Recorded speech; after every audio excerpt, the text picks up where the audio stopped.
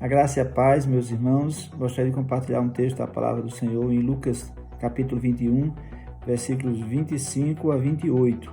Diz assim, são as palavras do Senhor Jesus, registradas por Lucas.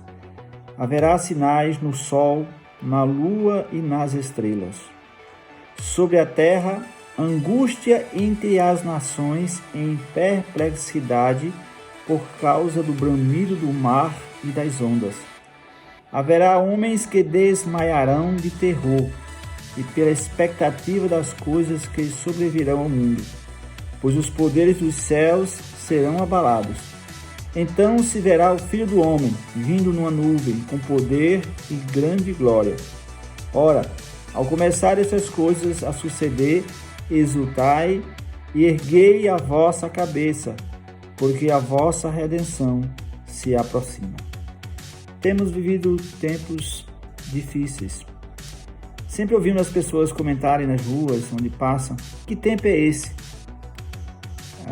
Alguns dizem, como já disse, tempos difíceis, tempos de incertezas, de preocupações, de inquietações, tempos de angústia como jamais vimos. E nós, que somos a Igreja de Cristo, o que podemos entender? Qual a leitura que fazemos de tudo isso que está acontecendo? Qual tem sido a nossa posição? Qual tem sido a nossa atitude? No texto que lemos, no versículo 28, a palavra do Senhor Jesus nos ensina, dizendo, quando vir este tempo, exultai, ou seja, sintam alegria, sintam prazer, erguei a vossa cabeça, ou seja, olhai para cima. Para onde você está olhando nesses momentos, nesses dias? Apenas para os governos, para os governantes? Está olhando para os lados? Está olhando para trás? Está olhando em que direção? A palavra nos diz, olhai para cima, ou seja, olhai para Deus. Olhai, atentai, lembrai-vos das suas promessas, de tudo que está escrito nas Santas Escrituras, que está se cumprindo. E ainda não é o fim. Nós podemos entender que isso é o início das dores, ou seja, o início do fim. Nós podemos aprender também, no que diz a palavra de Deus, que não devemos ter medo. Não tenha medo, tenha fé. Em Hebreus, capítulo 10, versículo 38, diz, o meu justo viverá da fé. Se retroceder, nele não se compraz a minha alma. Então, é tempo de exercitar a fé. A confiança no Deus que pode todas as coisas e que está no controle de toda a situação e que tem um final determinado de vitórias, de alegria para o seu povo. Então, não tenha medo, tenha fé. O que nós podemos dizer também, que leitura podemos fazer dessas situações que estão acontecendo? Se quebrantem, arrependam-se, se converta verdadeiramente ao Senhor. Em 2 Crônicas, versículo 7, 14, versículo muito conhecido, que diz, vou ler para os irmãos, se o meu povo, que se chama pelo meu nome, se humilhar e orar e buscar e se converter dos seus maus caminhos, eu ouvirei dos céus, perdoarei os seus pecados e sararei a sua terra. Ou seja, se o meu povo se humilhar-se diante de Deus, orar, buscar ao Senhor, se converter dos seus maus caminhos, eu ouvirei dos céus e o Senhor virá em nosso socorro, nos perdoando os nossos pecados, sarando a nossa terra, sarando as nossas enfermidades espirituais, dando-nos a cura interior e o regozijo, a alegria da comunhão verdadeira com o Senhor. Porque o que nos afasta de Deus é justamente o pecado. Nós somos lavados pelo sangue de Jesus, mas ainda somos sujeitos ao pecado. Portanto, não devemos jamais nos conformar com o pecado. Deus não tem problema com o nosso pecado, Deus tem problema com pessoas que não se arrependem, que não se dobram diante de Deus, pessoas de duas cerviz, que ainda sabendo que pecou, não se volta para o Senhor, não pede perdão.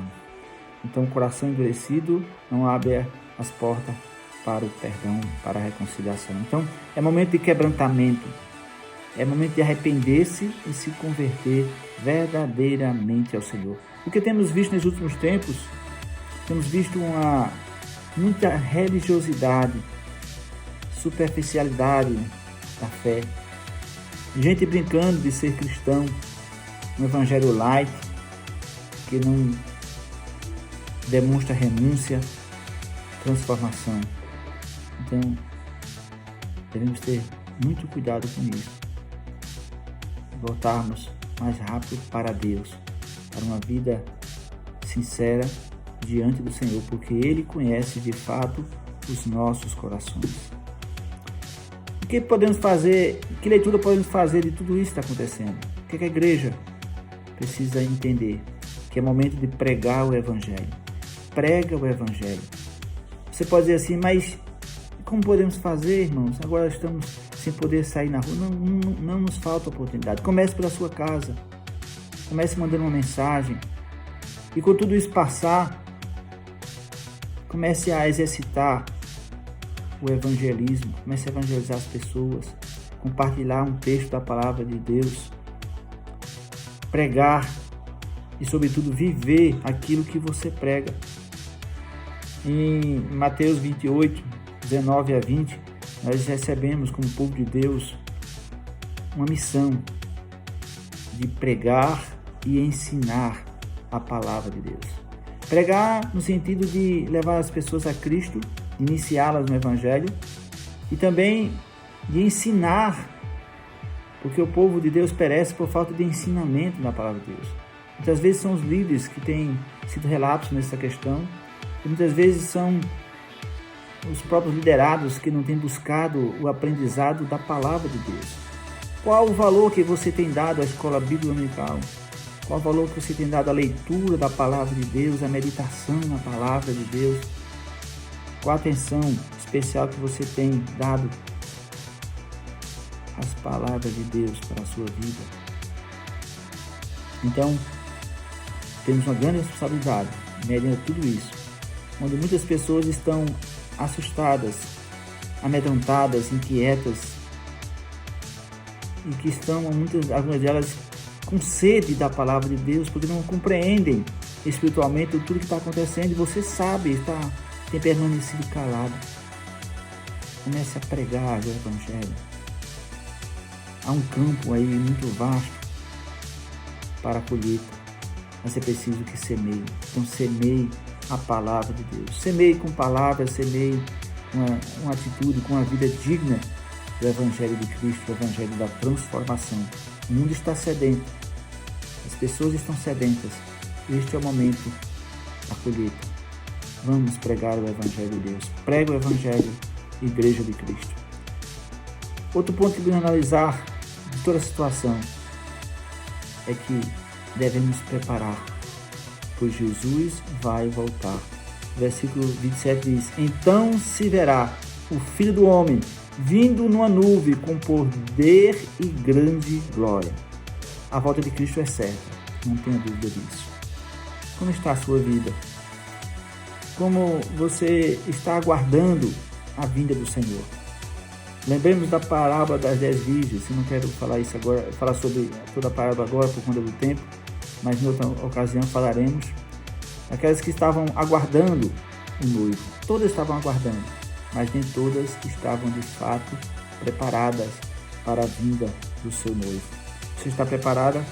Você está preparado para a volta do Senhor?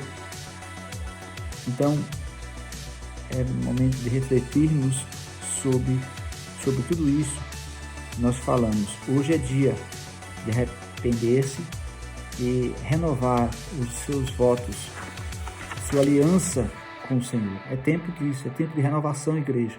Ensinamento não é só para o mundo, Deus também está falando à sua igreja nesses dias.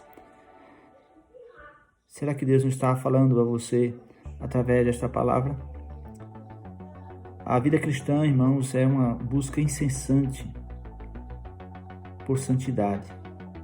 Não basta ser membro da igreja, fazer parte de um rol de membros, que isto vai lhe garantir a salvação. Não. É necessário que haja conversão, novo nascimento.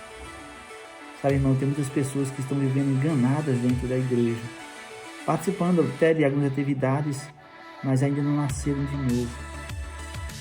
E sabe, irmãos, o pior engano é quando nós nos enganamos a nós mesmos. Faça uma reflexão. Você nasceu de novo? Você tem a tríade do novo nascimento? Um novo pensar, um novo sentir, um novo agir na sua vida? Se ainda não tem, ore a Deus neste momento e peça ao Senhor: Senhor, eu quero conversão verdadeira, eu quero ter um novo coração, eu quero ser de fato transformado, porque não adianta fazer parte do rol do membro da igreja se eu não faço parte da igreja que vai morar nos céus. Ore ao Senhor. Eu não sei qual é a situação, também não sou capacitado para julgar ninguém, mas a Bíblia nos diz: examinai-vos a vós mesmos. Se você está afastado da igreja, procure reconciliar-se com o Senhor neste momento. Busque a Deus enquanto há tempo. Como está a sua vida? Como está o seu relacionamento com Deus? É tempo de reflexão. É tempo de voltar para Deus. Jesus Cristo vai voltar. Estes sinais são apenas um início, mas a sua volta é certa. Que Deus abençoe você, que Deus abençoe a cada um de nós, em nome de Jesus.